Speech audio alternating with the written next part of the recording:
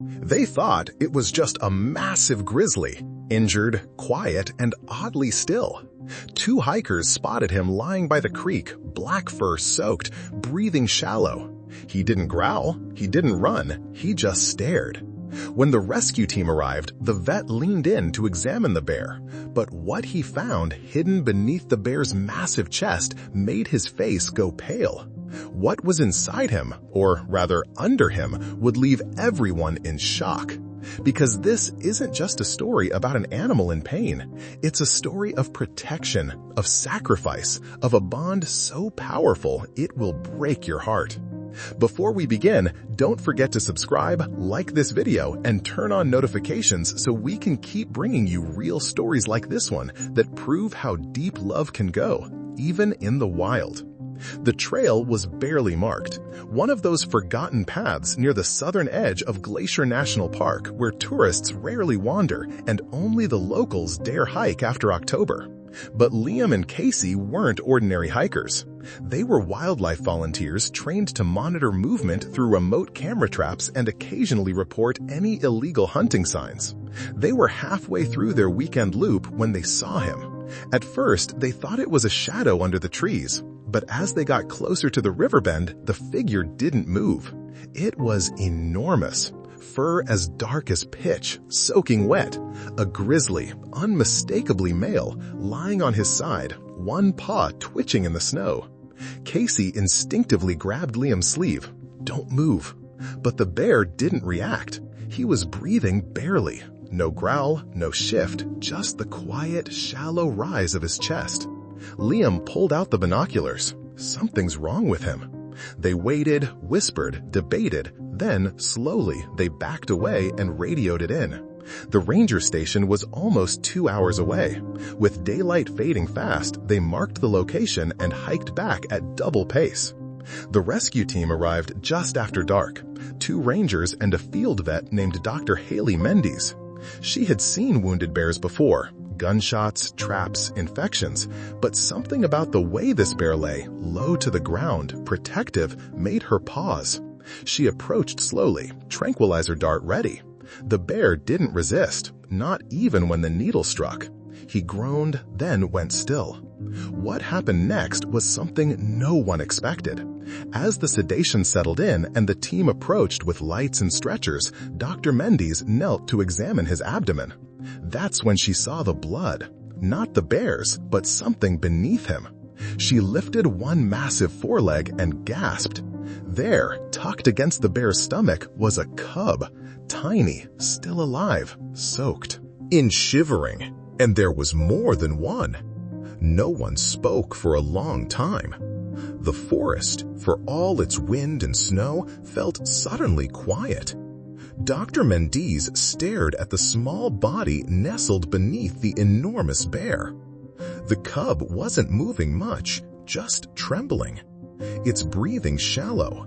It wasn't injured, not visibly, just cold, weak, hidden.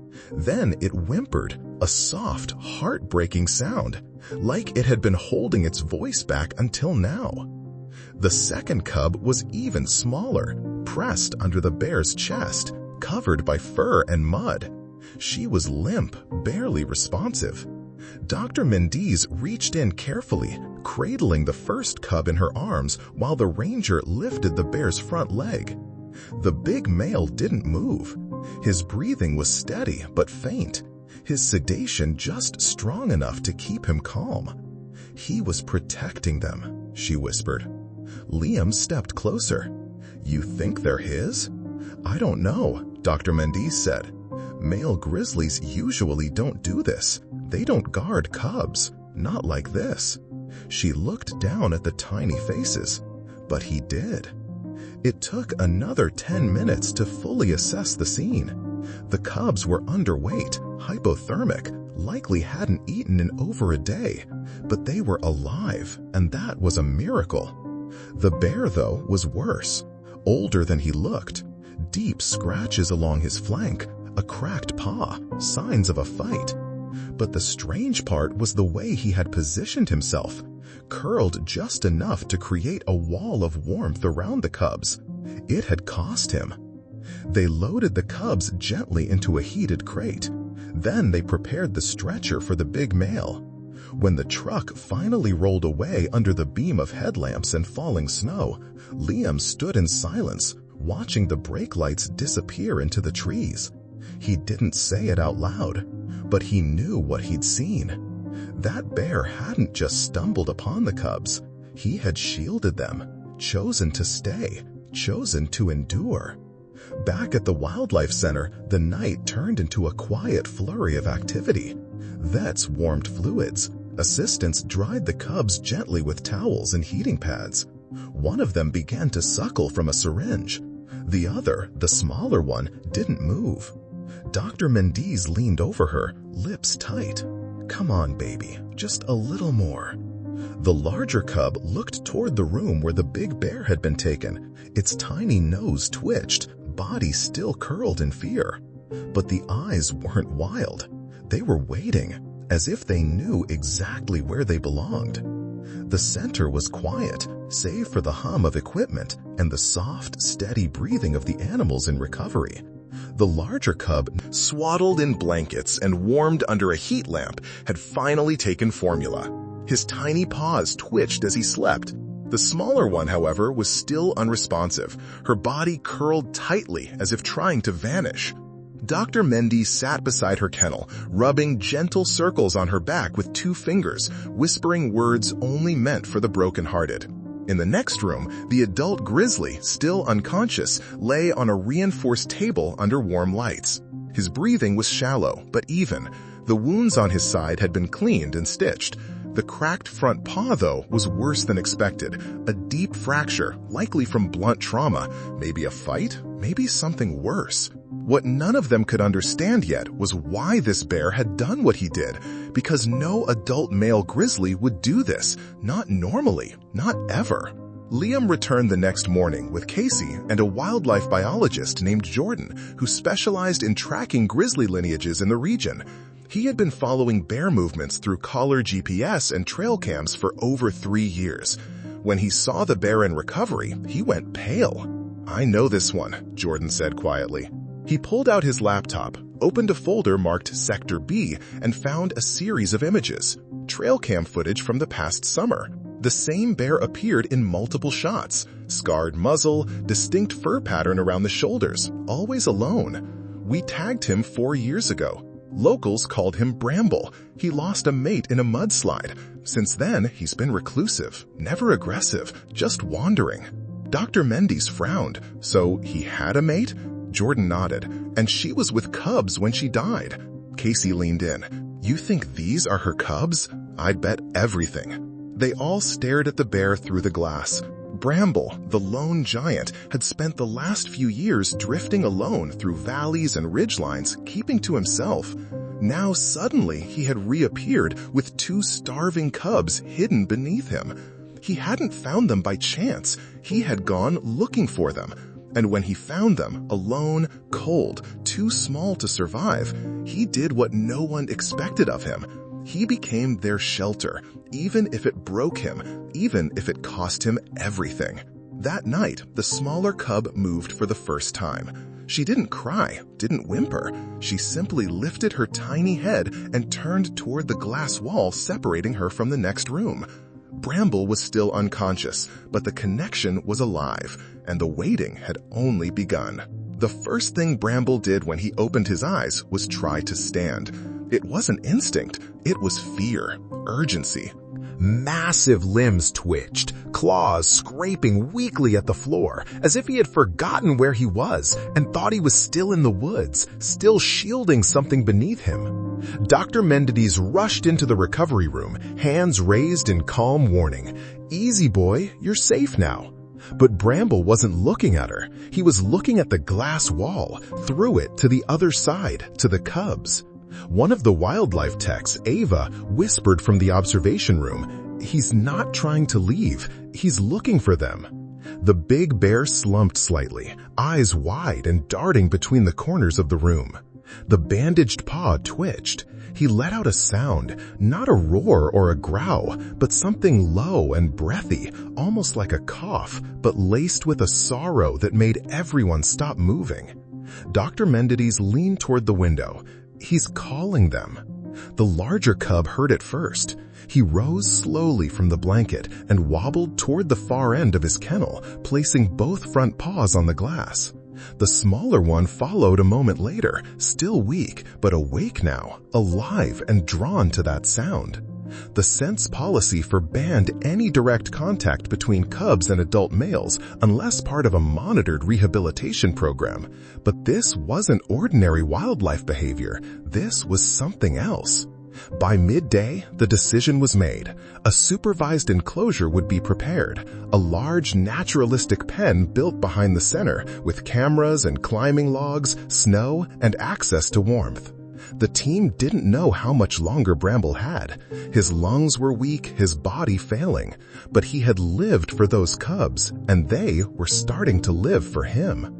That evening, under soft clouds and falling snow, Bramble was gently wheeled into the outdoor pen. He stood shaky, towering, regal, and sniffed the air. Then he turned as the kennel doors opened behind him. The cubs burst out. At first, there was hesitation. They blinked at the open space, looked up at the sky. Then they saw him. The bigger one ran. The smaller one stumbled but followed. And when they reached Bramble, there was no fear, no confusion. They collapsed into him. He curled around them the way he had in the forest. One great arm draped over both tiny bodies. And for the first time in days, Bramble closed his eyes. Not from pain, but peace. Inside the observation room, no one spoke. Even Casey, tough as she was, wiped her eyes with a gloved hand. Liam exhaled quietly. He waited that whole time. He waited. Dr. Mendides only nodded, voice barely a whisper. And now he can rest. The peace didn't last. Hey! Let's dive into this concept like a top-tier educational YouTuber, like Kurzgesagt, Veritasium. Let's make this complex topic highly accessible, captivating, and fascinating. 3 days, Bramble and the cubs remained in the outdoor enclosure, a quiet haven nestled behind the wildlife center. The cubs played more each day, growing bolder, even climbing a small log pile. Bramble never strayed far. He lay near the rock wall, head lifted just enough to watch them breathe them in, as if each second was something he hadn't believed he'd get. But on the 4th morning, his breathing changed. Dr. Mendez heard it first on the observation feed. A rattle, low and uneven, with pauses that were too long. She rushed outside, boots crunching against the frost, and found Bramble lying on his side, laboring. His eyes opened when she approached, tired, glassy. The cubs were pressed against his chest. She crouched down near the fence. Hey, hang in there. By noon, he couldn't stand. His vital signs were erratic.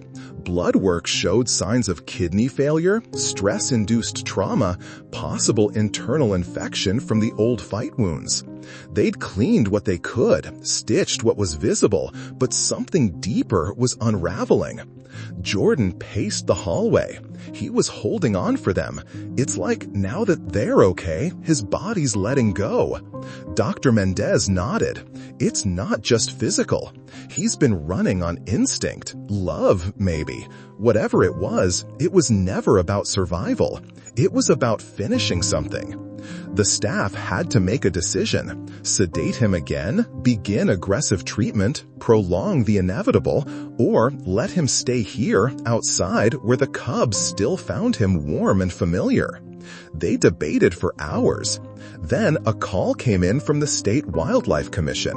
The cubs were now healthy enough to be transferred to an approved sanctuary, one where they'd be cared for until they were old enough for a monitored release. But the van would leave at dawn. It was their last night together. Dr. Mendez didn't hesitate. She walked into the enclosure, slow, careful, and sat just feet from the 3 of them. Bramble lifted his head barely. She looked at him like she would a soldier, a guardian, a father. "You did it," she whispered. "They're safe." The cubs stirred in their sleep, curled into his belly fur. The bigger one nuzzled under his leg.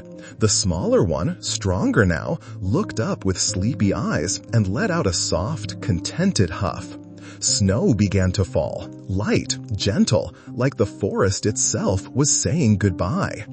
Later that night, under a sky full of stars, Bramble stopped breathing. No sounds, no struggle, just stillness.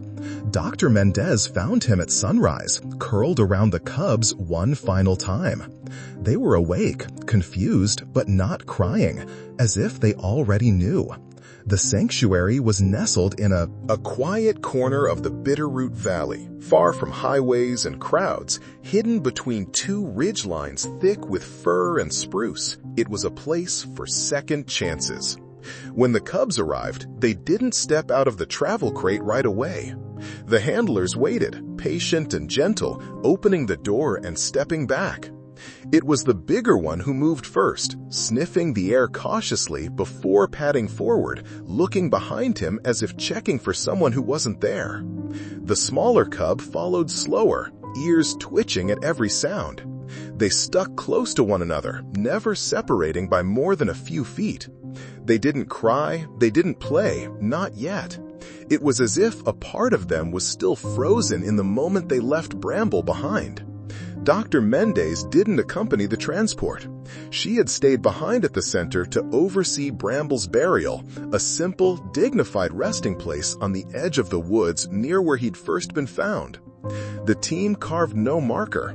They left only a large stone, uncut and natural, the kind he might have leaned against while watching the cubs in the wild. She visited the pen the next day, alone, and placed a pine branch at the stone's base. "Not many would have done what you did," she said softly. "Even fewer would have done it without ever expecting anything back."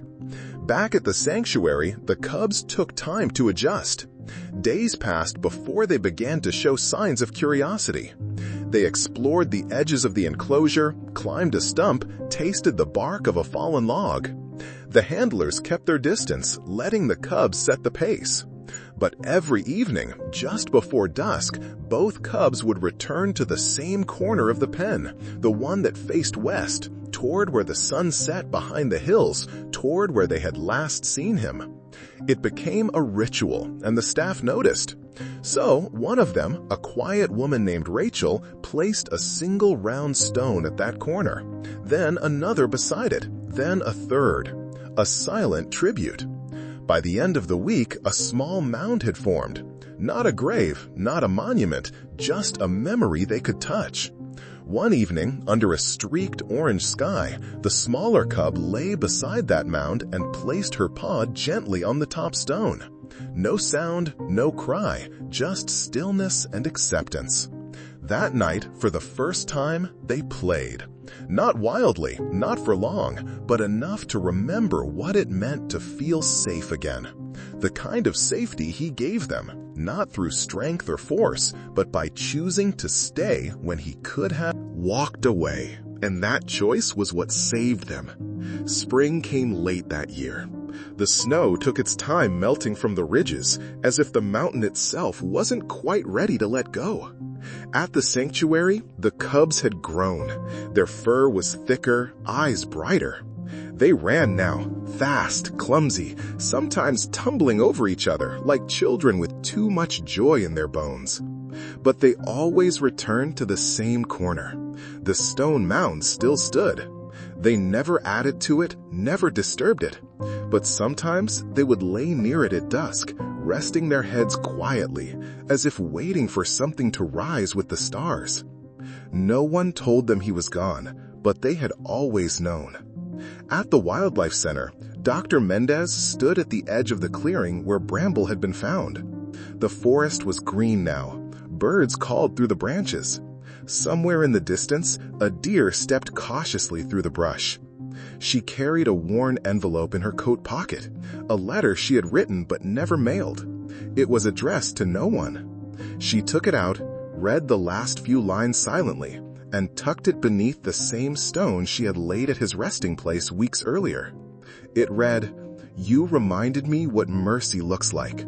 Not in humans, not in heroes, but in silence, in sacrifice, in staying. You didn't roar. You didn't fight. You just stayed. And because of that, they lived. Because of that, we remember you." She stood for a while longer, her breath visible in the cold spring air, and then walked back to the center, slow, steady, changed. Back at the sanctuary, the cubs were preparing for their final phase of care, a soft release program deep within protected territory. Not full wildness, not yet, but the next step, a place where they could grow with space, learn the rhythm of the forest, and begin the life that Bramble had never gotten to finish. When the time came, the handlers opened the transport gate. Neither cub hesitated. They stepped out together, pausing only once to look back. Then they disappeared into the trees. Rachel stood with her hand resting on the gate. "You think they'll remember?" Liam, who had come to say goodbye, answered without hesitation. "They already do." Months passed, seasons shifted, and somewhere out in the mountains, two young bears walked the ridgelines. They played, they hunted, they grew. But in the quietest hours, just before nightfall, they still paused and looked west, toward a memory of a heavy body curled around them in the snow, and the quiet, unspoken love that saved their lives. If this story touched you, your heart, don't let it stop here. Subscribe to the channel, leave a like, and share this story with someone who believes in the quiet power of love, the kind that doesn't need words, the kind that sacrifices without applause. Because even in the wild, compassion leaves tracks that never fade.